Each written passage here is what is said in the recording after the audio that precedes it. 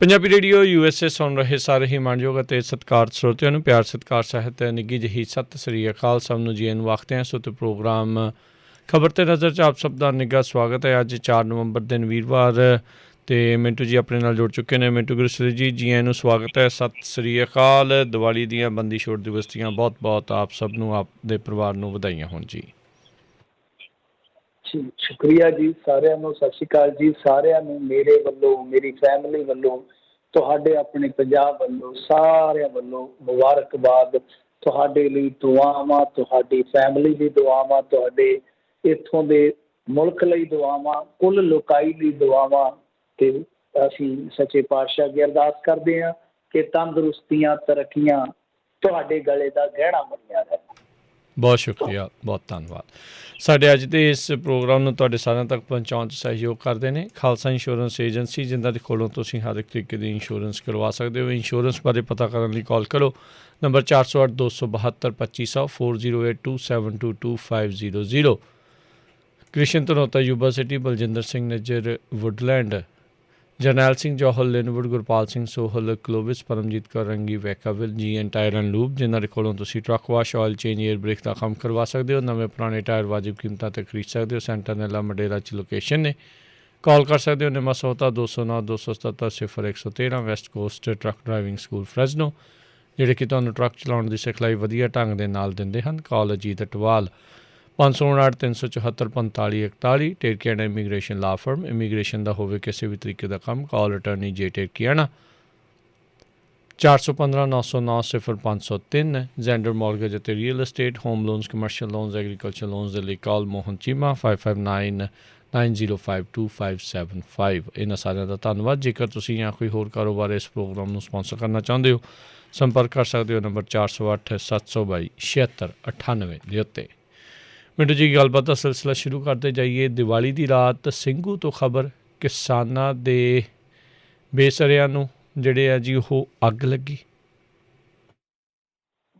ਬਿਲਕੁਲ ਜੀ, ਦੇਖੋ ਗੱਲ ਇਹ ਆ ਕਿ ਆਪਾਂ ਭਾਈ ਗੁਰਦਾਸ ਜੀ ਦੀਆਂ ਵਾਰਾਂ 'ਚ ਸੁਣਦੇ ਨਾ, ਦੀਵਾਲੀ ਦੀ ਰਾਤ ਦੀਵੇ ਬਾਲੀਆਂ, ਤਾਰੇ ਜਾਤ ਸਨਾਤ ਅੰਬਰ ਪਾਲੀਆਂ, ਫੁੱਲਾਂ ਦੀ ਬਰਗਾਤ ਚੁਣ ਚੁਣ ਚਾਲੀਆਂ, ਤੀਰਥ ਜਾਤੀ ਜਾਤ ਮੈਂ ਨਿਹਾਲੀਆਂ, ਹਰ ਝੱਲਰੀ ਚਾਤ ਵਸਾਏ ਉਚਾਲੀਆਂ, ਗੁਰਮੁਖ ਸੁਖ ਫਲ ਦਾਤ ਸ਼ਬਦ ਸੰਭਾਲਿਆ।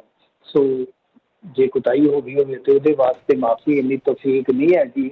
ਪਰ ਗੱਲ ਇਹ ਆ ਕਿ ਵੇਖੋ, ਇੱਕ ਪਾਸੇ ਖੁਸ਼ੀਆਂ ਦਾ ਦਿਹਾੜਾ ਹੈ, ਇੱਥੇ ਜਦੋਂ ਅਸੀਂ ਹੁਣ ਬੈਠੇ ਗੱਲਬਾਤ ਕਰ ਰਹੇ ਹਾਂ ਤੇ ਜਵਾਕ ਪਟਾਕੇ ਚਲਾ ਰਹੇ ਨੇ, ਉਹ ਜਵਾਕ ਜਿਨ੍ਹਾਂ ਵਾਸਤੇ ਲੜਾਈ ਲੜ ਰਹੇ, ਉਹਨਾਂ ਦੇ ਬਜ਼ੁਰਗ ਜਿਹੜੇ ਆ ਉਹ ਇੱਥੋਂ ਕੋਈ 250, ਕੋਈ 300, ਕੋਈ 350 ਕਿਲੋਮੀਟਰ ਦੂਰ ਦਿੱਲੀ ਜਾ ਕੇ ਬੈਠਾ। ਔਰ ਕਿਹਦਾ ਜੀ ਨਹੀਂ ਕਰਦਾ ਕਿ ਮੈਂ ਦੀਵਾਲੀ ਆਪਣੇ ਘਰ ਨਾ ਮਨਾਵਾਂ। ਹਰ ਇੱਕ ਦਾ ਜੀ ਕਰਦਾ ਆ ਕਿ ਮੇਰੀ ਦੀਵਾਲੀ ਘੱਟੋ ਘੱਟ ਹੋਵੇ ਨਾ ਤਾਂ ਆਪਣੇ ਘਰੇ ਹੋਵੇ। ਅਸੀਂ ਜੋਬ ਜਿੱਥੇ ਮਰਜ਼ੀ ਕਰਦੇ ਹੋਈਏ, ਅਸੀਂ ਕਿੱਤਾ ਜਿੰਨੀ ਮਰਜ਼ੀ ਦੂਰ ਕਰਦੇ ਹੋਈਏ, ਪਰ ਸਾਡੀ ਰੀਝ ਇਹ ਹੁੰਦੀ ਆ ਕਿ ਦੀਵਾਲੀ ਤੇ ਘਰੇ ਪਹੁੰਚਣਾ ਵਾ। ਤੇ ਉਹ ਲੋਕ ਨੇ ਜਿਨ੍ਹਾਂ ਦੀ ਦੇਖ ਲਓ ਕਿ ਦੂਸਰੀ ਦੀਵਾਲੀ ਲਗਾਤਾਰ ਮੁਸਲਸਲ ਸੜਕਾਂ ਤੇ ਗੁਜ਼ਰ ਗਈ ਆ। ਇਹ ਦੀਵੇ ਜਿਹੜੇ ਆ ਸੱਚਮੁੱਚ ਇੱਦਾਂ ਹੀ ਜਗਦੇ ਰਹਿਣ, ਦੁਆਵਾਂ ਹੈ। ਪਰ ਜਿਹੜਾ ਕਿਸਾਨੀ ਦਾ ਦੀਵਾ ਹੈ, ਉਹਨੂੰ ਜਗਦਿਆਂ ਰੱਖਣ ਵਾਸਤੇ ਖੂਨ ਦਾ ਤੇਲ ਪਾਉਣਾ ਪੈ ਰਿਹਾ। ਖੂਨ ਦਾ ਤੇਲ ਜਿਹੜਾ ਆ ਉਹ ਇਹਨਾਂ ਬਜ਼ੁਰਗਾਂ ਵੱਲੋਂ, ਇਹਨਾਂ ਕਿਸਾਨਾਂ ਵੱਲੋਂ ਇਹਨਾਂ ਦੀਵਿਆਂ 'ਚ ਪਾਉਣਾ ਪੈ ਰਿਹਾ। ਖੈਰ ਗੱਲ ਇਹ ਆ ਕਿ ਹੁਣੇ ਉੱਥੋਂ ਅਪਡੇਟ ਮਿਲੀ ਆ, ਕਿਉਂਕਿ ਖੁਸ਼ੀ ਦਾ ਮੌਕਾ ਹੈ। ਤੁਹਾਨੂੰ ਪਤਾ ਮੀਡੀਆ ਅਦਾਰੇ ਵੀ ਬੰਦ ਰਹਿੰਦੇ ਨੇ ਇਹਨਾਂ ਦਿਨਾਂ ਦੇ ਵਿੱਚ, 1-2 ਦਿਨ ਛੁੱਟੀ ਹੁੰਦੀ ਹੈ। ਸੋ ਇਹ ਜਿਹੜੀ ਰਿਪੋਰਟ ਆਈ ਆ, ਜਿਹੜਾ ਅਧਿਕਾਰਤ ਪੇਜ ਹੈ ਕਿਸਾਨ ਮੋਰਚੇ ਦਾ SKM ਦਾ, ਤਾਂ ਉਹਦੇ ਹਵਾਲੇ ਨਾਲ ਮੈਂ ਕਹਿ ਰਿਹਾ, ਕਿਉਂਕਿ ਮੈਂ ਜਿਵੇਂ ਤੁਹਾਨੂੰ ਦੱਸਿਆ ਕਿ ਜ਼ਿਆਦਾਤਰ ਮੀਡੀਆ ਅਦਾਰੇ ਇਸ ਟਾਈਮ ਬੰਦ ਨੇ, ਤਾਂ ਉਹ ਕਹਿ ਰਹੇ ਨੇ ਕਿ ਇੱਥੇ ਅੱਗ ਲੱਗੀ ਆ। ਔਰ ਜਿਹੜੇ ਰੰਗ ਬਸੇਰੇ ਹੁੰਦੇ ਆ, ਝੁੱਗੀਆਂ ਝੋਪੜੀਆਂ ਕਹਿ ਲਓ, ਜਿਹੜੀਆਂ ਵਸਾਈਆਂ, ਜਿਹੜੀਆਂ ਆਰਜ਼ੀ ਤੌਰ 'ਤੇ ਉੱਥੇ ਟਿਕਾਣੇ ਦੇ ਵਜੋਂ ਇਹਨਾਂ ਨੇ ਸਥਾਪਿਤ ਕੀਤੀਆਂ, ਕਿ ਉਹਦੇ ਵਿੱਚ ਅੱਗ ਲੱਗ ਗਈ ਆ। ਜਿਹੜਾ ਕੀਮਤੀ ਸਮਾਨ, ਕਿਉਂਕਿ ਕਿਸਾਨ ਵਾਸਤੇ ਤੇ ਦਾਤਰੀ ਵੀ ਕੀਮਤੀ ਸਮਾਨ ਹੁੰਦੀ ਹੈ, ਕਿਉਂਕਿ ਉਹਦੇ ਤੋਂ ਬਗੈਰ ਪੱਠੇ ਨਹੀਂ ਵੱਢੇ ਜਾਂਦੇ, ਉਹਦੇ ਤੋਂ ਬਗੈਰ ਫਿਰ ਮੱਝਾਂ ਦਾ ਢਿੱਡ ਨਹੀਂ ਭਰਦਾ, ਉਸ ਤੋਂ ਬਗੈਰ ਫਿਰ ਬਾਲਟੀ ਨਹੀਂ ਭਰਦੀ, ਅਤੇ ਕਈ ਵਾਰ ਬਾਲਟੀ ਨਾ ਭਰਨ ਕਰਕੇ ਬੱਚਿਆਂ ਦਾ ਪੇਟ ਨਹੀਂ ਭਰਦਾ। ਸੋ ਇਸ ਕਰਕੇ ਉਹਨਾਂ ਦਾ ਕੀਮਤੀ ਸਮਾਨ ਵੀ ਸੜ ਗਿਆ।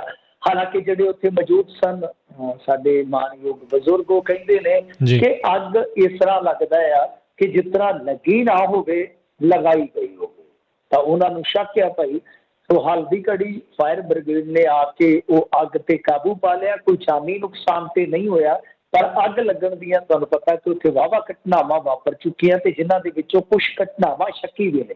ਤੇ ਕਈ ਵਾਰ ਸ਼ਰਾਰਤੀ ਬੰਦਾ ਸੋਚਦਾ ਹੀ ਹੈ ਨਾ ਕਿ ਜਿਵੇਂ ਤੁਹਾਨੂੰ ਹੋਏਗਾ ਹੀ ਇੱਥੇ ਇਲਮ ਕੇ ਜੇ ਕਿਸੇ ਨੇ ਬੰਦੂਕ ਜਾਂ ਪਿਸਟਲ ਚੈੱਕ ਕਰਨਾ ਹੋਵੇ ਤੇ ਦੀਵਾਲੀ ਦੇ ਪਟਾਕਿਆਂ ਦੇ ਸ਼ੋਰ ਦੇ ਵਿੱਚ ਹੀ ਕਰ ਜਾਂਦਾ ਕਿ ਪਤਾ ਨਹੀਂ ਲੱਗਣਾ। ਚਲਾਕ ਆਦਮੀ ਇਸ ਤਰ੍ਹਾਂ ਦਾ ਹੁੰਦਾ। ਤਾਂ ਕਈ ਵਾਰ ਸ਼ਰਾਰਤੀ ਵੀ ਚਲਾਕ ਹੁੰਦਾ ਹੈ, ਤਾਂ ਉਹ ਕਹਿੰਦਾ ਹੈ ਕਿ ਹਰ ਪਾਸੇ ਬਰੂਦ, ਹਰ ਪਾਸੇ ਅੱਗ, ਦੀਵੇ, ਮੋਮਬੱਤੀਆਂ, ਤਾਂ ਕਿਉਂ ਨਾ ਇਹ ਕਾਰਾ ਕਰ ਦਿੱਤਾ ਜਾਵੇ। ਬਾਕੀ ਸਪਸ਼ਟ ਹੋਏਗਾ ਕਿ ਚੱਲ ਕੇ, ਪਰ ਫਿਰ ਵੀ ਉਹਨਾਂ ਦੀ ਦੀਵਾਲੀ ਜਿਨ੍ਹਾਂ ਦੀ ਉੱਥੇ ਬਾਰਡਰਾਂ ਤੇ ਲੰਘ ਰਹੀ ਹੈ, ਆਪਾਂ ਕਹਿ ਸਕਦੇ ਹਾਂ ਕਿ ਤੁਸੀਂ ਜੁਗ ਜੁਗ ਜੀਓ ਭਾਈ, ਤੁਹਾਨੂੰ ਤੱਤੀ ਬਾਹ ਨਾ ਲੱਗੇ। ਜੀ ਜੀ। ਅਗਲੀ ਮਿੰਟ ਜੀ ਗੱਲ ਕਰੀਏ ਮੋਦੀ ਸਰਕਾਰ ਦੀ ਪਹਿਲ ਉਪਰੰਤ ਹੁਣ ਪੰਜਾਬ ਵਿੱਚ ਵੀ ਵੈਟ ਘਟਾਉਣ ਦੀ ਮੰਗ ਉੱਠਣ ਲੱਗੀ। ਹਾਂਜੀ ਦੇਖੋ, ਇਹਨਾਂ ਨੇ 5 ਰੁਪਏ ਪੈਟਰੋਲ, 10 ਰੁਪਏ ਡੀਜ਼ਲ ਜਿੱਦਾਂ ਘਟਾਇਆ, ਉਹ ਤੁਸੀਂ ਖਬਰਾਂ ਸੁਣੀਆਂ ਹੋਣੀਆਂ, ਸੋਸ਼ਲ ਮੀਡੀਆ ਤੇ ਦੇਖਿਆ ਹੋਣਾ ਆ।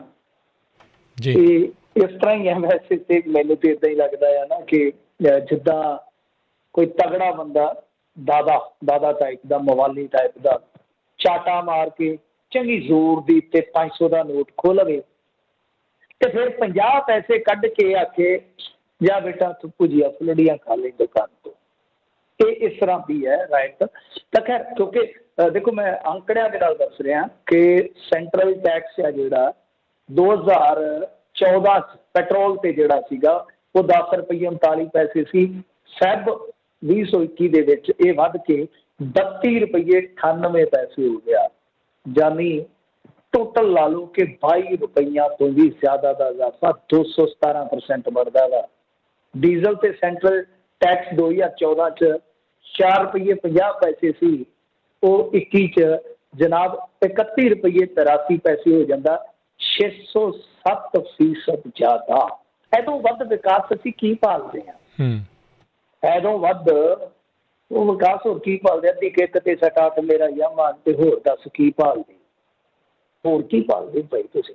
ਇਹਦੋਂ ਵੱਡਾ ਵਿਕਾਸ ਕੀ ਹੋਏਗਾ? ਤਾਂ ਬਹਰਹਾਲ ਮੈਂ ਜਿਵੇਂ ਕਿਹਾ ਕਿ 50 ਰੁਪਏ ਖੋਹ ਕੇ ਕੋਈ ਜ਼ੋਰਾਵਰ ਕੰਨ ਦੇ ਹੇਠਾਂ ਮਾਰ ਕੇ ਮੁੜ ਕੇ ਕਵੇ ਕਿ ਲੈ 50 ਪੈਸੇ ਲੈ ਜਾ, ਫੁੱਲੀਆਂ ਖਾ ਲਈ ਉੱਥੋਂ ਦੁਕਾਨ ਤੋਂ ਲੈ ਕੇ, ਹੱਟੀ ਤੋਂ ਲੈ ਕੇ, ਇਹੋ ਜਿਹੀ ਰਹਿਤ ਆ। ਪਰ ਉਸ ਰਹਿਤ ਨੇ ਕੁਝ ਸਟੇਟਾਂ ਨੂੰ ਜਗਾਇਆ, ਕੁਝ ਸਟੇਟਾਂ ਨੇ ਵੈਟ ਆਪਣਾ ਘੱਟ ਕਰ ਦਿੱਤਾ।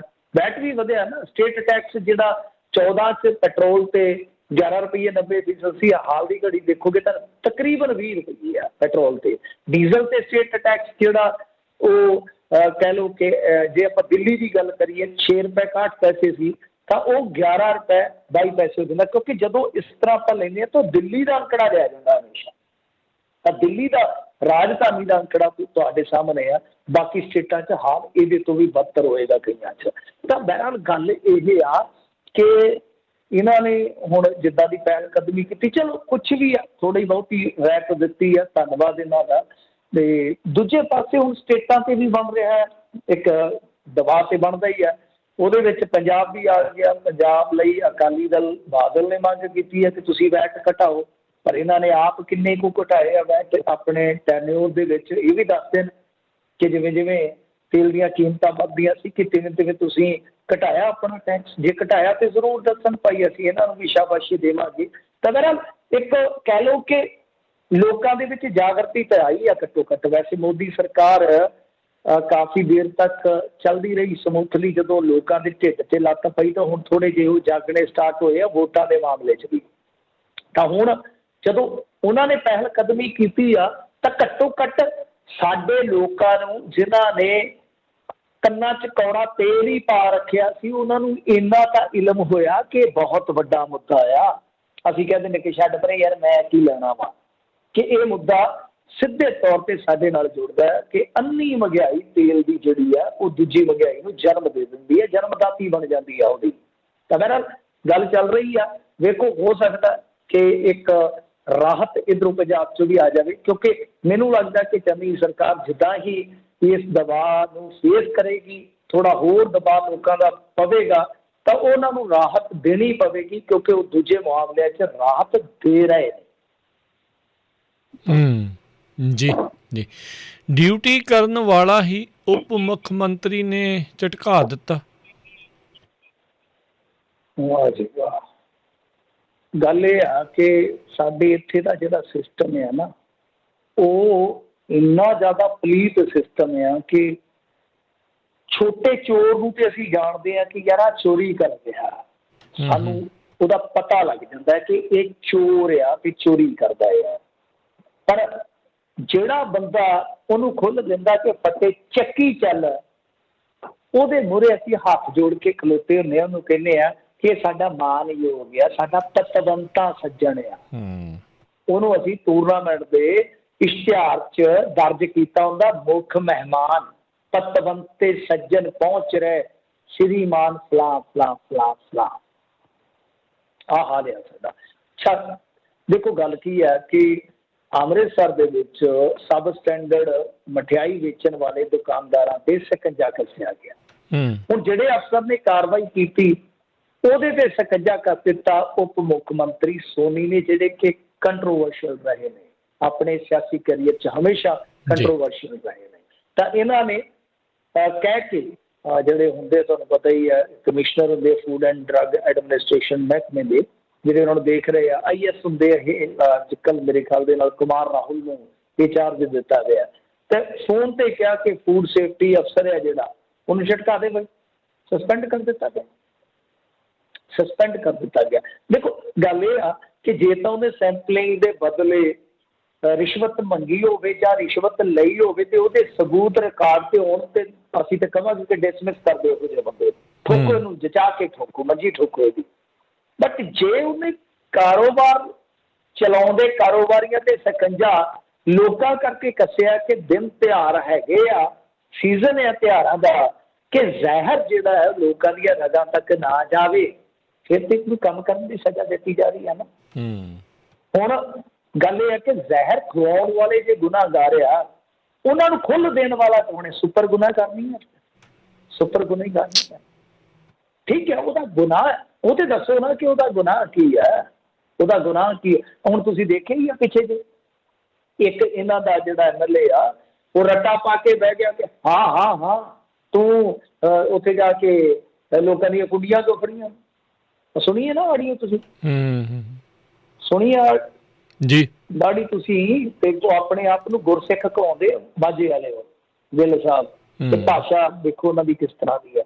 ਅੱਛਾ ਹੁਣ ਗੱਲ ਕੀ ਆ ਕਿ ਉਹ ਵੀ ਤੇ ਇੱਕ ਤਰ੍ਹਾਂ ਨਾਲ ਅਸੀਂ ਉਹਨੇ ਇਹੀ ਕਹਿ ਰਿਹਾ ਕਿ ਤੂੰ ਕੁੰਡੀ ਨਾ ਫੜ, ਅੱਜ ਕੱਲ੍ਹ ਲਗਾ ਰਹੇ ਆ। ਉਹ ਕਹਿੰਦੇ ਕਿ ਅਸੀਂ ਤੇ ਲੋਕਾਂ ਨੂੰ ਬਕਾਇਆ ਮਾਫ ਕਰ ਰਹੇ ਹਾਂ। ਹੁਣ ਜਾਂ ਤਾਂ ਕੁੰਡੀ ਤੁਸੀਂ ਨੋਟੀਫਾਈਡ ਕਰਕੇ ਲੀਗਲਾਈਜ਼ ਕਰ ਦਿਓ ਕਿ ਲਾਈ ਚਲੋ ਕੁੰਡੀ ਬਈ, ਜਿਵੇਂ ਆਉਂਦੇ ਠੇਕੇਦਾਰ ਬਦਨਾਮ ਕਰਿੰਦੇ, ਕੁੰਡੀ ਲਾ ਦਿੰਦੇ, ਇਹਨਾਂ ਸਾਰੀਆਂ ਕੁੰਡੀਆਂ ਨੂੰ ਫਿਰ ਲੀਗਲਾਈਜ਼ ਕਰ ਦਿਓ, ਠੇਕੇ ਵਾਲੇ ਵੀ ਲਾਈ ਜਾਣ ਕਰਿੰਦੇ, ਦੂਜੇ ਵੀ ਵਸ਼ਿੰਦੇ ਵੀ ਲਾਈ ਜਾਣ, ਚੱਲਣ ਦਿਓ ਕੰਮ, ਚੱਲਣ ਦਿਓ ਜਿੱਦਾਂ ਚੱਲਦਾ। ਸੋ ਸਿੱਧੇ ਤੌਰ ਤੇ ਹੀ ਸਾਡੇ ਸਿਆਸਤਦਾਨ ਤੇ ਲਾਂਗੜ ਖਿੱਚ ਕੇ ਮੈਦਾਨ 'ਚ ਆ ਗਏ ਕਿ ਅਸੀਂ ਗਲਤ ਕੰਮ ਕਰਵਾ ਰਹੇ, ਤੂੰ ਕੌਣ ਹੁੰਦਾ ਰੋਕਣ ਵਾਲਾ ਭਾਈ? ਤੇ ਜਦ ਸਿਆਸਤਦਾਨ ਲਾਂਗੜ ਖਿੱਚ ਕੇ ਆ ਜਾਣਗੇ, ਅਫਸਰਸ਼ਾਹੀ ਫਿਰ ਕਿਉਂ ਨਾ ਕਹੂਗੀ ਕਿ ਭਾਈ ਅਸੀਂ ਇਮਾਨਦਾਰੀ ਤੋਂ ਟਿੰਡੇ ਲੈਣੇ ਆ, ਸਾਨੂੰ ਇਮਾਨਦਾਰੀ ਨੇ ਕੀ ਦੇਣਾ ਹੈ, ਅਸੀਂ ਤੇ ਸਗੋਂ ਇਹਨਾਂ ਦੇ ਨਾਲ ਰਲ ਕੇ ਚੱਲੀਏ। ਤੇ ਜਦੋਂ ਸਿਸਟਮ ਇਹੋ ਜਿਹਾ ਹੋਵੇ ਤੇ ਫਿਰ ਉਹਦੇ 'ਚ ਮਠਿਆਈ 'ਚੋਂ ਜ਼ਹਿਰ ਕਿੰਨੇ ਫੜਨਾ ਹੈ, ਉੱਥੇ ਤੇ ਸਮਝੋ ਫਿਰ ਪੰਜਾਬ ਦੀਆਂ ਜੜ੍ਹਾਂ 'ਚ ਜ਼ਹਿਰ ਭਰਿਆ ਜਾ ਰਿਹਾ। ਜੀ ਹੁਣ ਤੁਸੀਂ ਆਪ ਦੇਖ ਲਓ ਕੀ ਹਾਲ ਆ, ਕਿੱਥੇ ਇਹਨਾਂ ਦੇ ਮਫਾਦ ਜਿਹੜੇ ਉਹ ਜੁੜੇ ਹੋਣਗੇ। ਮਨਜ਼ੂਰ ਹੋ ਗਿਆ ਜੀ ਕੈਪਟਨ ਦਾ ਅਸਤੀਫਾ? ਹੋ ਹੀ ਜਾਣਾ ਸੀਗਾ, ਨਾ ਮਨਜ਼ੂਰ ਵਾਲੀ ਕਿਹੜੀ ਗੱਲ ਆ, ਜਦੋਂ ਹੁਣ ਤੋੜ ਤੜਕ ਕਰ ਲਈ ਆ, ਤੂੰ ਮੈਂ ਤੂੰ ਹੁੰਦੇ ਆ, ਗੱਲ ਜਿਹੜੀ ਉਹ ਨਿੱਜੀ ਹਮਲਿਆਂ ਤੱਕ ਪਹੁੰਚ ਗਈ, ਤਾਂ ਫਿਰ ਪਿੱਛੇ ਕੀ ਰਹਿ ਗਿਆ? ਨਾਲੇ ਇਹ ਕਿਹੜਾ ਵਿਧਾਨ ਸਭਾ ਦੇ ਸਪੀਕਰ ਕੋਲ ਗਿਆ ਸੀ ਮਿੰਟੂ ਜੀ, ਜਿਹੜਾ 4-5 ਸਾਲ ਉਦਾਂ ਹੀ ਲਟਕਿਆ ਰਹਿੰਦਾ। ਬੜੀ ਕਰਾਰੀ ਤੁਸੀਂ ਚੋਟ ਕੀਤੀ ਆ, ਬਿਲਕੁਲ ਸਹੀ ਗੱਲ ਆ।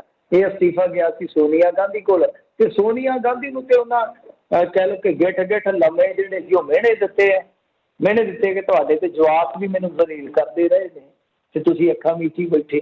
ਸੋ ਕਹਿਣ ਦਾ ਮਤਲਬ ਇਹ ਹੈ ਕਿ ਅਸਤੀਫਾ ਮੰਨਿਆ ਹੀ ਜਾਣਾ ਸੀ, ਮਨਜ਼ੂਰ ਹੋ ਜਾਣਾ ਸੀ। ਇਹਦੇ ਵਿੱਚ ਕੋਈ ਦੋ ਰਾਏ ਨਹੀਂ, ਕਿਉਂਕਿ ਜਦੋਂ ਪਾਰਟੀ ਹੀ ਬਣਾ ਲਈ ਤਾਂ ਫਿਰ ਪਾਰਟੀ ਦੂਸਰੀ ਦੇ ਵਿੱਚ ਬਰਕਰਾਰ ਰਹਿਣਾ ਸੰਭਵ ਵੀ ਕਿਸ ਤਰ੍ਹਾਂ ਹੋਏਗਾ। ਬਸ ਹੁਣ ਤੇ ਇਹੋ ਹੀ ਇੱਕ ਤਰ੍ਹਾਂ ਨਾਲ ਕਹਿ ਲਓ ਕਿ ਸਵਾਲ ਬਚਦਾ ਹੈ ਕਿ ਬੀਬੀ ਪ੍ਰਨੀਤ ਕੌਰ ਕੀ ਕਰਨਗੇ, ਉਹ ਰਹਿਣਗੇ ਜਾਂ ਉਹ ਵੀ ਅਸਤੀਫਾ ਦੇਣਗੇ, ਇਹ ਸਮਝ ਤੋਂ ਪਰੇ ਦੀ ਗੱਲ ਹੈ। ਪਰ ਅਸਤੀਫਾ ਮਨਜ਼ੂਰ ਹੋ ਗਿਆ, ਐਸੀਆਂ ਅੱਜ ਦੀਆਂ ਖਬਰਾਂ ਹਨ। ਇਹਨਾਂ ਦੇ ਜਿਹੜੇ ਜਨਰਲ ਸਕੱਤਰ ਨੇ ਕੇਸੀ ਵੈਨੂਗੋਪਾਲ ਜੀ, ਉਹਨਾਂ ਨੇ ਜਾਣਕਾਰੀ ਦਿੱਤੀ ਆ। ਮੰਗਲਵਾਰ ਸ਼ਾਮ ਨੂੰ, ਤੁਹਾਨੂੰ ਯਾਦ ਹੋਣਾ, ਅਮਰਿੰਦਰ ਸਿੰਘ ਨੇ ਅਸਤੀਫਾ ਭੇਜਿਆ ਸੀ। ਬੁੱਧਵਾਰ ਦੇਰ ਰਾਤ ਨੂੰ ਕਹਿੰਦੇ ਆ ਕਿ ਪ੍ਰਵਾਨ ਕਰ ਲਿਆ, ਮਤਲਬ ਕਿ ਕੱਲ ਹੀ ਪ੍ਰਵਾਨ ਕਰ ਲਿਆ। ਸੋ ਹੁਣ ਅਮਰਿੰਦਰ ਸਿੰਘ ਠਹਿਰੇ ਸਾਬਕਾ ਕਾਂਗਰਸੀ ਤੇ ਮੌਜੂਦਾ ਦੌਰ ਦੇ ਵਿੱਚ ਉਹ ਬਣ ਗਏ ਆ ਨਵੀਂ ਪਾਰਟੀ ਦੇ ਚੀਫ। ਦੇਖਦੇ ਆ ਕਿ ਕੀ ਉਹ ਇਤਿਹਾਸ ਦੇ ਵਿੱਚ ਜਿੱਦਾਂ ਦਰਜ ਹੋਏ ਆ ਰੈਡੀ ਫੈਮਿਲੀ ਵਾਲੇ ਕਾਂਗਰਸ ਚੋਂ ਨਿਕਲ ਕੇ, ਕੀ ਇੱਦਾਂ ਦਰਜ ਹੋਣਗੇ? ਕਿ ਜਿੱਦਾਂ NCP ਵਾਲੇ ਪਵਾਰ ਵੀ ਦਰਜ ਹੋਏ ਆ, ਇੱਦਾਂ ਦਰਜ ਹੋਏਗਾ? ਕਿ ਜਿੱਦਾਂ ਮਮਤਾ ਬੈਨਰਜੀ ਕਾਂਗਰਸ ਚੋਂ ਨਿਕਲ ਤੋਂ ਬਾਅਦ ਆਪਣੇ ਆਪ ਨੂੰ ਇਤਿਹਾਸ 'ਚ ਸਥਾਪਿਤ ਕਰਕੇ ਬੈਠੀ ਹੈ ਸਿਆਸੀ ਇਤਿਹਾਸ ਦੇ ਵਿੱਚ, ਕੀ ਅਮਰਿੰਦਰ ਸਿੰਘ ਇਸ ਸ਼੍ਰੇਣੀ 'ਚ ਜਾ ਕੇ ਬੈਠੇਗਾ ਜਾਂ ਫਿਰ ਇਹਦਾ ਹਾਲ ਅਮਰਿੰਦਰ ਸਿੰਘ ਦਾ ND ਤਵਾੜੀ ਵਰਗਾ ਹੋ ਜਾਏਗਾ, ਜਿਹਨੇ ਕਾਂਗਰਸ ਤੋਂ ਟੁੱਟ ਕੇ ਤਵਾੜੀ ਕਾਂਗਰਸ ਬਣਾਈ ਤੇ ਮੁੜ ਕੇ ਉਹ ਤਵਾੜੀ ਕਾਂਗਰਸ ਜਿਹੜੀ ਸੀ ਉਹ ਵੀ ਤਿੜਕ ਤੁੜਕ ਗਈ। ਤੁਹਾਨੂੰ ਯਾਦ ਹੋਣਾ, ਆਪਣੇ ਜਗਮੀਤ ਸਿੰਘ ਬਰਾੜ ਹੋਰੀ ਵੀ ਜਿਹੜਾ ਮਾਰਿਆ ਸੀ ਉਸ ਕਾਂਗਰਸ ਦੇ ਵਿੱਚ।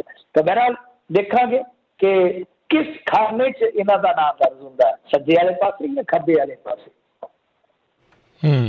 ਜੀ ਜੀ। ਸਮਾਜਿਕ ਕਾਰਕੁਨਾਂ ਵੱਲੋਂ ਬਲਾਚੌਰ ਦੇ SDM DSP ਤੇ SHO ਖਿਲਾਫ ਕਾਰਵਾਈ ਦੀ ਮੰਗ। ਹਾਂਜੀ, ਦੇਖੋ ਇਹ ਨਾ ਇੱਕ ਤਵੀਆਂ ਦੇ ਮੁਕਾਬਲੇ ਰੱਖੀ ਸੀ, ਇੱਕ ਤੇ ਮੁਕਾਬਲੇਬਾਜ਼ੀ ਬੜੀ ਹੋਰ ਜੀ ਬੋਗਰੀ ਜੀ ਹੋ ਗਈ ਆ। ਤਵੀਆਂ ਦੇ ਮੁਕਾਬਲੇ, ਟਰੈਕਟਰ ਤਵੀਆਂ ਮੇਰੇ ਖਿਆਲ ਦੇ ਨਾਲ, ਉਹ ਮੈਨੂੰ ਤਵੀਆਂ ਤੋਂ ਯਾਦ ਆ ਗਿਆ। 2 ਸਾਲ ਪਹਿਲਾਂ ਇੱਕ ਵੀਡੀਓ ਵਾਇਰਲ ਹੋਈ ਸੀ ਕਿ ਜਿੱਦਾਂ ਉਹ ਟਰੈਕਟਰ ਛੱਡ ਕੇ ਤੇ ਉਹ ਘੁਮਾ ਰਿਹਾ ਸੀ ਕੋਈ ਬੱਚਾ, ਸ਼ਰਾਰਤ ਕਰ ਰਿਹਾ ਸੀ, ਸਟੰਟ ਕਰ ਰਿਹਾ ਸੀ ਤੇ ਉਹ ਤਵੀਆਂ ਥੱਲੇ ਆ ਗਿਆ ਸੀਗਾ। ਐਸਾ ਬਹੁਤ ਮੈਂ ਕਹੂੰਗਾ ਕਿ ਮੰਦਭਾਗਾ ਹੁੰਦਾ ਵੇਖਣਾ ਔਰ ਹੰਡਾਉਣਾ। ਪਰ ਇਹੋ ਜਿਹੇ ਹੁਣ ਟਰੈਕਟਰ ਤਵੀਆਂ ਵਾਲੇ ਮੁਕਾਬਲੇ ਜਿਹੜੇ ਆ, ਸਮਝ ਤੋਂ ਪਰੇ ਦੀ ਗੱਲ ਆ ਕਿ ਭਾਈ ਜੇ ਇਹੋ ਜਿਹੇ ਮੁਕਾਬਲੇ ਕਰਨੇ ਆ ਤੇ ਉੱਥੇ ਬੈਠੋ ਕਾ ਬਾਰਡਰਾਂ ਤੇ, ਉੱਥੇ ਵੀ ਤਾਂ ਕਿਸਾਨ ਮੁਕਾਬਲੇ ਕਰ ਰਹੇ ਨੇ, ਕਿਹੜੇ ਪਾਸੇ ਨੂੰ ਤੁਰੇ ਪਏ ਆ, ਸਮਝ ਤੋਂ ਪਰੇ ਦੀ ਗੱਲ ਹੈ। ਠੀਕ ਆ, ਤੁਸੀਂ ਟੂਰਨਾਮੈਂਟ ਕਰਾਉਣਾ ਹੈ, ਜ਼ੋਰ ਅਜ਼ਮਾਇਸ਼ ਕਰਾਓ, ਕੁਸ਼ਤੀ ਕਰਾ ਲਓ, ਕਬੱਡੀ ਕਰਾ ਲਓ, ਘੱਟ ਬਜੇ ਤੇ ਵਾਲੀਬਾਲ ਕਰਵਾ ਲਓ, ਗਰਾਊਂਡ ਦੇ ਨਾਲ ਤੇ ਜੋੜੋ ਨਾ ਬੱਚਿਆਂ ਨੂੰ ਜੀ। ਆਪਾਂ ਟੂਰਨਾਮੈਂਟ ਕਹਿ ਦਿੰਦੇ ਆ ਤੇ ਫਲਾਣੇ NRI ਜਿਹੜੇ ਆ ਉਹ ਟੂਰਨਾਮੈਂਟ ਲਈ ਗਰਾਈ ਦਿੰਦੇ ਆ ਤੇ ਇੱਧਰ ਕਿਉਂ ਨਹੀਂ ਦਿੰਦੇ? ਤੁਸੀਂ ਮੈਨੂੰ ਦੱਸੋ ਕਿ ਟੂਰਨਾਮੈਂਟ ਜਿਹੜੇ ਉਹ ਇਕੱਲੇ ਮਨੋਰੰਜਨ ਦਾ ਸਾਧਨ ਥੋੜੀ ਨਾ ਹੁੰਦੇ ਆ। ਟੂਰਨਾਮੈਂਟ ਜਿਹੜੀ ਨੈਕਸਟ ਜਨਰੇਸ਼ਨ ਹੁੰਦੀ ਆ ਆਪਣੀ, ਜਿਹੜੀ ਉਹਨੂੰ ਗਰਾਊਂਡ ਨਾਲ ਜੋੜਨ ਵਾਸਤੇ ਚੇਤਕ ਦਾ ਕੰਮ ਕਰਦੇ ਨੇ, ਤਾਂ ਜ਼ਰੂਰੀ ਹੁੰਦੇ ਨੇ। ਸੋ ਉਹਦੇ 'ਚ NRI ਨੂੰ ਕਈ ਬੰਦੇ ਨਿੰਦਦੇ ਆ, ਮੈਂ ਕਹਿੰਦਾ ਕਿ ਨਹੀਂ, ਇਹ ਵੀ ਜ਼ਰੂਰੀ ਹੈ। ਲਾਇਬ੍ਰੇਰੀਆਂ ਆਪਣੀ ਥਾਂ 'ਤੇ ਜ਼ਰੂਰੀ ਹੈ, ਖੇਡ ਮੈਦਾਨ ਆਪਣੀ ਥਾਂ 'ਤੇ ਜ਼ਰੂਰੀ ਆ, ਪਰ ਅਸੀਂ ਖੇਡ ਕਿਹੜੀਆਂ ਰਹੇ ਆ? ਇਹ ਬੜੀ ਅਜੀਬੋ ਗਰੀਬ ਜੀ ਸਾਡੀ ਪਰਿਸਥਿਤੀ ਆ। ਫਿਰ ਉਹ ਸਾਨੂੰ ਲਾ ਕੇ ਗੱਲਾਂ ਕਰਦੇ ਨੇ ਕਿ ਇਹਨਾਂ ਨੇ ਐਡੇ ਟਰੈਕਟਰ ਲਏ ਆ ਕਰਜ਼ਿਆਂ ਤੇ, ਇਹ ਟੋਚਨ ਮੁਕਾਬਲੇ ਖੇਡਦੇ ਆ, ਲੱਖ ਰੁਪਈਏ ਦਾ ਕਬੂਤਰ ਰੱਖਦੇ, ਇਹਨਾਂ ਨੇ ਕਰਜ਼ਾਈ ਹੋ ਕੇ ਮਰਨਾ। ਤਾਂ ਗੱਲਾਂ ਤੇ ਅਸੀਂ ਆਪ ਹੀ ਕਰਵਾਉਂਦੇ ਆ ਨਾ, ਚੱਜ ਦਾ ਕੋਈ ਕੰਮ ਕਰੀਏ। ਤਾਂ ਇਹਨਾਂ ਨੇ ਰੱਖਿਆ ਸੀਗਾ, ਕੁਛ ਆਯੋਜਕਾਂ ਨੇ ਇਤਰਾਜ਼ ਕੀਤਾ, ਕੁਛ ਸਮਾਜਿਕ ਕਾਰਕੁਨਾਂ ਨੇ ਕਿ ਇਹ ਮੁਕਾਬਲੇ ਰੋਕਣੇ ਚਾਹੀਦੇ ਆ। DC ਪੱਧਰ ਤੋਂ ਕਹਿੰਦੇ ਆ ਕਿ ਆਰਡਰ ਵੀ ਹੋਇਆ ਕਿ ਨਹੀਂ ਹੋਣੇ ਚਾਹੀਦੇ, ਪਰੰਤੂ ਕਹਿੰਦੇ ਆ ਕਿ ਕੁਝ ਪੁਲਿਸ ਅਫਸਰ ਤੇ ਜਿਹੜੇ ਹੋਰ ਸਿਵਲ ਪ੍ਰਸ਼ਾਸਨ ਦੇ ਬੰਦੇ ਸੀ, ਉਹਨਾਂ ਨੇ ਇਹਨੂੰ ਨਹੀਂ ਰੁਕਵਾਇਆ, ਬਲਕਿ ਉਹ ਸ਼ਾਮਲ ਵੀ ਹੋਏ ਇਹਦੇ ਵਿੱਚ। ਦੱਸਦੇ ਆ ਕਿ ਬਲਾਚੌਰ ਇਲਾਕੇ ਦਾ ਜਿਹੜਾ MLA ਆ, DSP ਆ, SDM ਆ, ਇਹ ਸਾਰੇ ਹੀ ਸ਼ਾਮਲ ਸੀਗੇ, ਮਤਲਬ ਕਿ ਕੋਈ ਕਰਵਾਉਣ 'ਚ ਤੇ ਕੋਈ ਉੱਥੇ ਆਉਣ ਦੇ ਵਿੱਚ। ਤਾਂ ਸਿੱਧੇ ਤੌਰ 'ਤੇ ਕਹਿ ਲਓ ਕਿ ਕਹਿੰਦੇ ਕਿ ਹੁਕਮ ਅਦੂਲੀ ਹੋਈ ਆ ਔਰ ਕੋਰਟ ਦੇ ਵੀ ਆਰਡਰ ਨੇ ਇਹੋ ਜਿਹੇ ਮੁਆਮਲਿਆਂ ਦੇ ਵਿੱਚ। ਤਾਂ ਬਹਰਹਾਲ ਉਹਨਾਂ ਨੇ ਇਹਨਾਂ ਅਫਸਰਾਂ ਤੇ ਨੁਮਾਇੰਦਿਆਂ ਤੇ ਕਾਰਵਾਈ ਲਈ ਮੰਗ ਕੀਤੀ ਆ ਕਿ ਭਾਈ ਇਹਨਾਂ ਤੇ ਕਾਰਵਾਈ ਹੋਣੀ ਚਾਹੀਦੀ ਹੈ। ਕਾਰਵਾਈ ਹੁੰਦੀ ਹੈ ਜਾਂ ਨਹੀਂ ਹੁੰਦੀ, ਪਰ ਮੇਰੇ ਖਿਆਲ ਦੇ ਨਾਲ ਠੀਕ ਆ ਕਿ ਪੈਸਾ ਤੁਹਾਡਾ ਹੈ, ਉਗਰਾਹੀ ਤੁਹਾਡੀ ਆ, ਸਾਰਾ ਕੁਝ ਤੁਹਾਡਾ ਹੈ, ਮਨੋਰੰਜਨ ਹੀ ਕਰਨਾ ਹੈ, ਮੁਕਾਬਲਾ ਹੀ ਦੇਖਣਾ ਹੈ, ਤਾਂ ਘੱਟੋ ਘੱਟ ਉਹ ਵੇਖੋ ਜਿਹਦੇ ਨਾਲ ਅਗਲੀ ਪੀੜ੍ਹੀ ਜਿਹੜੀ ਹੈ ਨਾ ਉਹ ਸਾਰਥਕ ਸੇਧ ਲੈ ਕੇ ਆਪਣਾ ਸਰੀਰ ਨਰੋਇਆ ਰੱਖਣ ਵਾਸਤੇ ਜਾਂ ਆਪਣਾ ਕੈਰੀਅਰ ਬਣਾਉਣ ਵਾਸਤੇ ਠੀਕ ਦਿਸ਼ਾ ਵੱਲ ਵਧੇ। ਜੀ ਜੀ, ਬਿਲਕੁਲ ਬਿਲਕੁਲ। ਜੋਗੀ ਰਾਜ ਦੇਸ਼ ਦਾ ਸਭ ਤੋਂ ਖਰਾਬ ਰਾਜ, ਇੱਕ ਸਟੱਡੀ ਦਾ ਖੁਲਾਸਾ। ਮੈਨੂੰ ਲੱਗਦਾ ਸਟੱਡੀ ਦੀ ਤਾਂ ਲੋੜ ਨਹੀਂ ਸੀ, ਪਤਾ ਹੀ ਸੀ ਕਾਈਂਡ ਆਫ।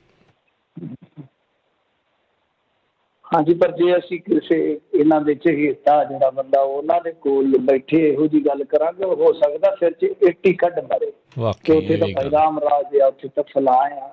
ਖੈਰ ਦੇਖੋ, ਇੱਥੇ ਨਾ ਇੱਕ ਪਬਲਿਕ ਅਫੇਅਰਸ ਆ, ਉਹਦਾ ਇੱਕ ਇੰਡੈਕਸ ਆ। ਜਿਵੇਂ ਤੁਸੀਂ ਦੇਖਦੇ ਹੋ US ਦੇ ਵਿੱਚ ਬਹੁਤ ਸਾਰੇ ਨਿੱਜੀ ਅਦਾਰੇ ਜਾਂ ਨਿੱਜੀ ਸੰਸਥਾਨ ਇਸ ਤਰ੍ਹਾਂ ਦੇ ਜੋ ਦੁਨੀਆ ਭਰ ਦੇ ਵੱਖ ਵੱਖ ਮਾਮਲਿਆਂ ਦਾ ਇੰਡੈਕਸ ਬਣਾਉਂਦੇ ਨੇ ਜੀ, ਜਾਂ ਆਪਾਂ ਦੇਖਦੇ ਹਾਂ ਹੋਰ ਪੱਛਮੀ ਦੇਸ਼ਾਂ ਦੇ ਵਿੱਚ ਇਸ ਤਰ੍ਹਾਂ ਦੇ ਬਹੁਤ ਨੇ ਪ੍ਰਾਈਵੇਟ ਕੰਮ ਕਰਨ ਵਾਲੇ। ਤਾਂ ਉਹ ਵੱਖ ਵੱਖ, ਜਿੱਦਾਂ ਹੁਣ ਕੋਈ ਬਣਾਉਂਦਾ ਆ ਡਿਫੈਂਸ ਦਾ, ਕੋਈ ਜੋ ਫਰੀडम ਆਫ ਪ੍ਰੈਸ ਦਾ, ਕੋਈ ਧਾਰਮਿਕ ਆਜ਼ਾਦੀ ਦਾ, ਇਸ ਤਰ੍ਹਾਂ ਕੋਈ ਸਰਕਾਰੀ ਕੋਈ ਗੈਰ ਸਰਕਾਰੀ ਸੰਗਠਨ ਇਸ ਤਰ੍ਹਾਂ ਕੰਮ ਕਰਦੇ ਆ। ਵਗੈਰਾ ਸਾਡੇ ਵੀ ਇੱਥੇ ਪਬਲਿਕ ਅਫੇਅਰਸ ਉਹਦਾ ਇੰਡੈਕਸ ਜਿਹੜਾ ਆ, ਇਹਨੂੰ ਬੰਗਲੌਰ ਸਥਿਤ think tank public affairs centre ਵੱਲੋਂ ਤਿਆਰ ਕੀਤਾ ਜਾਂਦਾ ਹੈ। ਮੈਂ ਕੋਟ ਕਰ ਰਿਹਾ ਇਸ ਕਰਕੇ ਕਿ ਕਿਸੇ ਨੂੰ ਇਹ ਨਾ ਲੱਗੇ ਕਿ ਅਸੀਂ ਆਪਣੇ ਕੋਲੋਂ ਕੋਈ ਗੱਲ ਕਹਿ ਰਹੇ ਹਾਂ। ਆਲੋਚਨਾ ਆਪਣੇ ਥਾਂ ਤੇ ਹੁੰਦੀ ਆ, ਤੱਥ ਆਪਣੀ ਥਾਂ ਤੇ ਹੁੰਦੇ ਆ। ਤਾਂ ਇਹਨਾਂ ਨੇ ਉੱਤਰ ਪ੍ਰਦੇਸ਼ ਨੂੰ ਜੋ ਦਰਜਾਬੰਦੀ ਦਿੱਤੀ ਆ ਉਹ 18ਵੇਂ ਤੌਰ ਦੀ ਦਿੱਤੀ ਆ, ਮਤਲਬ ਕਿ ਆਖਰੀ ਥਾਂ ਦੀ। ਤਾਂ ਇਹ ਕੀ ਹੈ ਕਿ ਜੋ ਪ੍ਰਸ਼ਾਸਨਿਕ ਢਾਂਚਾ ਹੈ ਕਿ ਉਹ ਤੁਹਾਡਾ ਕਿੱਥੇ ਤੋਂ ਖੜਾ। ਪਰ ਕਮਾਲ ਦੀ ਗੱਲ ਹੈ ਕਿ ਇਹਦੇ ਵਿੱਚ ਜਦੋਂ ਤੇ ਸ਼ੁਰੂ ਹੋਇਆ 2016 ਤੋਂ ਸ਼ੁਰੂ ਹੋਇਆ, ਕੇਰਲ ਨੰਬਰ 1 ਹੀ ਰਿਹਾ। ਹਾਲਾਂਕਿ ਯੂਪੀ ਵਿੱਚੋਂ ਕਹਿ ਲਓ ਕਿ ਪਹਿਲਾਂ 12ਵੇਂ ਨੰਬਰ ਤੇ ਸੀ, ਉਸ ਤੋਂ ਬਾਅਦ ਫਿਰ ਇਹ ਜਦੋਂ ਯੋਗੀ ਨੇ ਫੜੀ ਵਾਗਡੋਰ 14ਵੇਂ ਤੇ ਆ ਗਿਆ, ਤੇ ਹੁਣ ਤੇ ਥਿੜਕਦਾ 18 ਤੇ ਆ ਗਿਆ।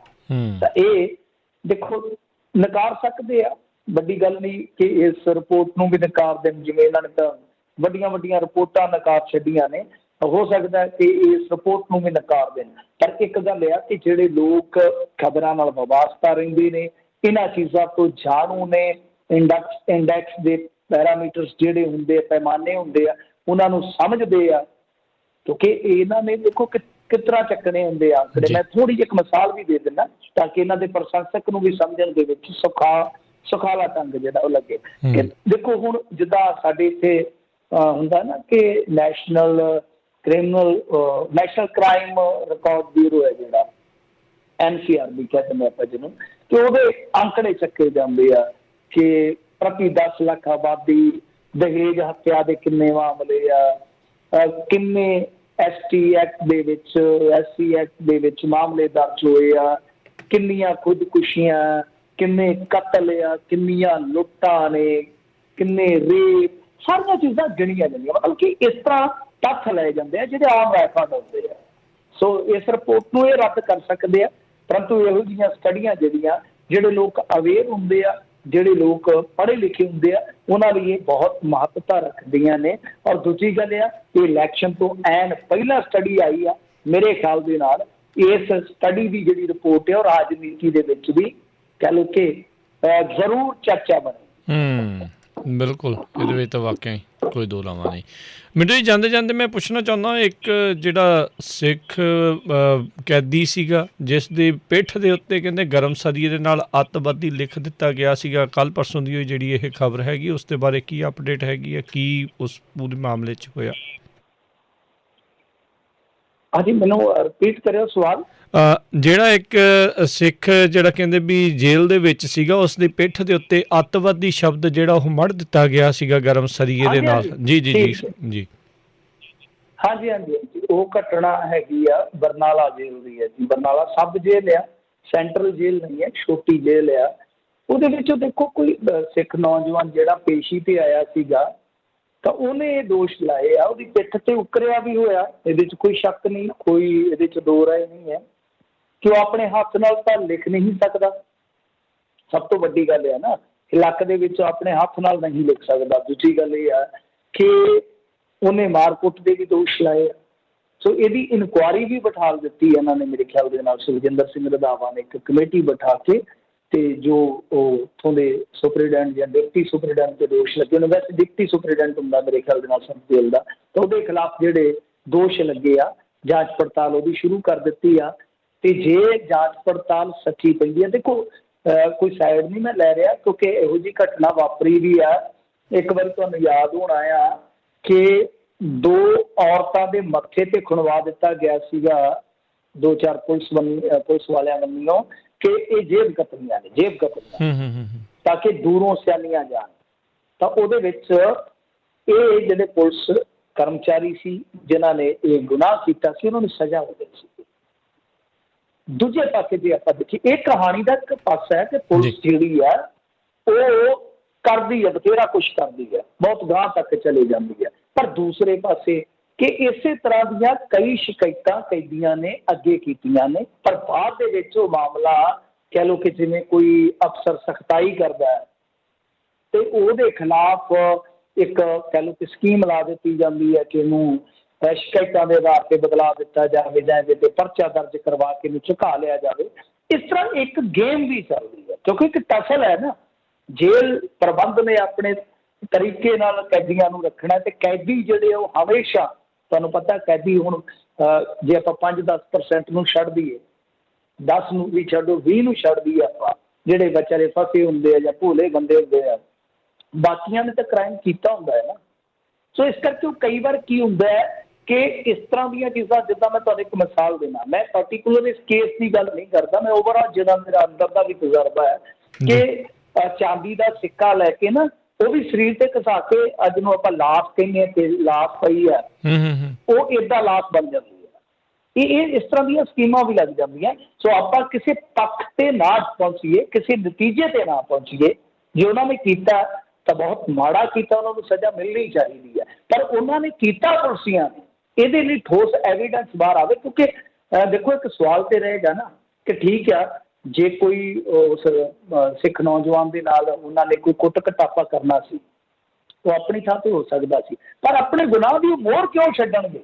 ਉਹ ਵੀ ਉਸ ਦੌਰ ਦੇ ਵਿੱਚ ਜਦੋਂ ਪੁਲਿਸ ਵਾਲਿਆਂ ਦੀ ਘੱਟ ਸੁਣਵਾਈ ਹੁੰਦੀ ਆ, ਦੂਜਿਆਂ ਦੀ ਸੁਣਵਾਈ ਵਧੇਰੇ ਹੁੰਦੀ ਆ, ਔਰ ਕੁੱਟਣ ਲੱਗੇ ਵੀ ਹੁਣ ਤੇ 36 ਵਾਰੀ ਸੋਚਦੇ, ਕਿਉਂਕਿ ਉੱਥੇ ਜੇਲ੍ਹਾਂ ਦੇ ਵਿੱਚ ਬਹੁਤ ਸੋਲਿਡ ਗਰੁੱਪ ਬੈਠੇ ਨੇ, ਗਰੋਹਬਾਜ਼ਾਂ ਦੇ।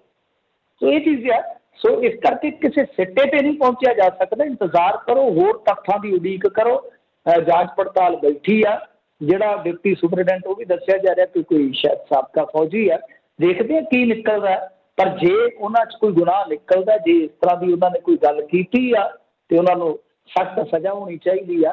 ਪਰ ਜੇ ਦੂਜੇ ਪਾਸੋਂ ਕੋਈ ਗਲਤ ਸ਼ਿਕਾਇਤ ਹੋ ਰਹੀ ਹੈ, ਕੋਈ ਸਕੀਮ ਲਾਈ ਜਾ ਰਹੀ ਹੈ, ਤਾਂ ਫਿਰ ਉਹ ਤਾਂ ਭਾਈ ਗਲਤ ਹੈ ਹੀ ਆ, ਪਰ ਉਹਦੇ ਵਾਸਤੇ ਠੋਸ ਐਵੀਡੈਂਸ ਹੋਣੇ ਚਾਹੀਦੇ ਆ ਕਿ ਹਾਂ ਮਾਮਲਾ ਭਾਈ ਅਸਲ ਦੇ ਵਿੱਚ ਇਸ ਪੱਖ ਤੋਂ ਹੈ। ਜੀ, ਤੇ ਮਿੰਟੂ ਜੀ ਸ਼ੁਕਰੀਆ, ਮਿਹਰਬਾਨੀ। ਮਿਲਦੇ ਹਾਂ ਜੀ ਫਿਰ ਅਗਲੀ ਵਾਰ। ਧੰਨਵਾਦ। ਸਤਿ ਸ਼੍ਰੀ ਅਕਾਲ ਜੀ। ਸਤਿ ਸ਼੍ਰੀ ਅਕਾਲ ਜੀ। ਤੇ ਸਰੋਤਿਓ, ਇੱਥੇ ਹੀ ਸਾਡੇ ਅੱਜ ਦੇ ਪ੍ਰੋਗਰਾਮ ਦੀ ਸਮਾਪਤੀ। ਅਗਲੀ ਵਾਰ ਤੱਕ ਲਈ ਮੇਰੇ ਵੱਲੋਂ ਵੀ ਤੁਹਾਨੂੰ ਸਭ ਨੂੰ ਪਿਆਰ ਭਰੀ ਸਤਿ ਸ਼੍ਰੀ ਅਕਾਲ। ਸੁਣਦੇ ਰਹੋ ਜੀ ਪੰਜਾਬੀ ਰੇਡੀਓ USA।